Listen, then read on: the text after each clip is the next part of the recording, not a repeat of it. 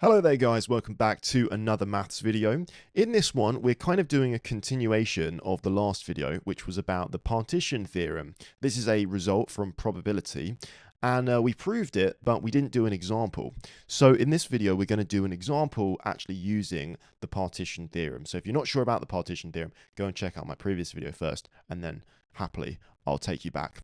So let's read out a question. So a test for a disease gives a positive result 90% of the time when the disease is present and 20% of the time when it is absent. 1% of the population have the disease. In a randomly selected member of the public, what is the probability they test positive for the disease? Interesting question. So it's all about partitioning this into two different situations. We want the probability that someone just tests positive for the disease, but we have two different situations. Do they have the disease or do they not have the disease? Because you could test positive for the disease without having it, and you could not test positive when you do have it. So we need to split this up. We need to use this partition theorem, which is the one over here. This is the partition theorem here. So as long as the BI's form what you call a disjoint partition, you're good. Quick reminder on what that means. A disjoint partition is when you split your sample space into disjoint events that also they complete the entire sample space. So if I have B1 and B2, they need to be disjoint, meaning that they are basically mutually exclusive events. And when I take the probability of one or the other, that needs to be 1. One or the other must happen if this is two different events. So let's define our situations. We're looking for the probability that someone tests positive for the disease. So that's what we should say that A is. So I'm going to say that A is the event that someone tests positive for the disease. Now I need to consider two more events. I want an event where someone actually has the disease and one where someone does not actually have the disease.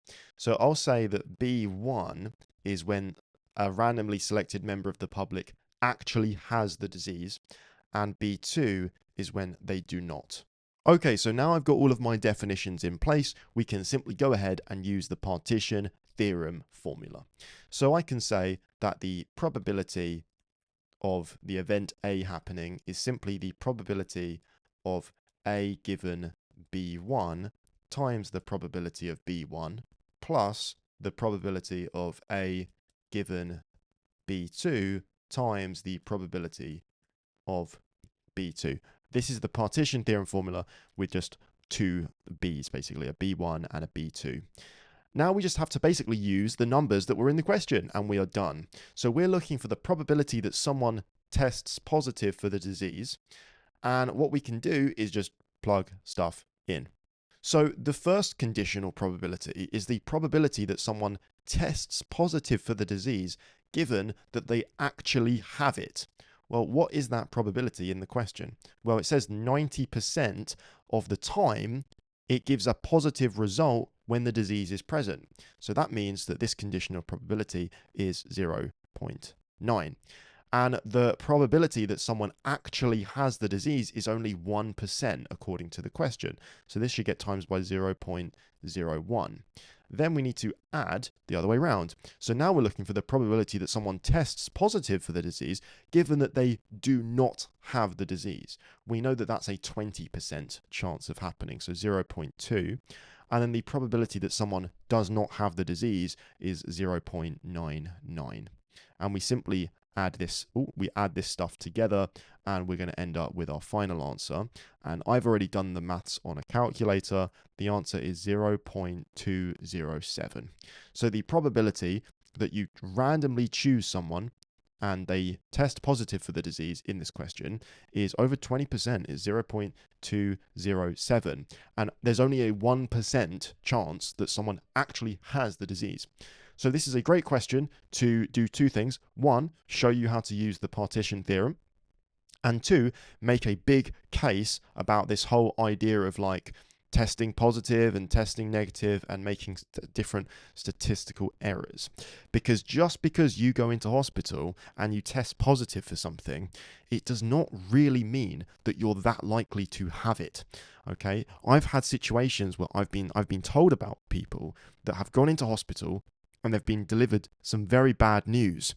They've tested positive for some terrible diseases and illnesses. And then it turns out, luckily for them, that they didn't have them. And they go, oh, that's really weird because I tested positive. It's like, in this question, and of course, this, the numbers in this question they're not really accurate to real life, but it makes a good point that if there's something that has a fairly high chance of giving you a false positive, then if you get a positive, it doesn't mean a lot. Over 20% of the people in this question are going to test positive, but only 1% actually have the disease. So if you test positive in this question, this is not real life, but in this question, if you test positive, there is still only about a 5% chance that you actually have the disease in this question.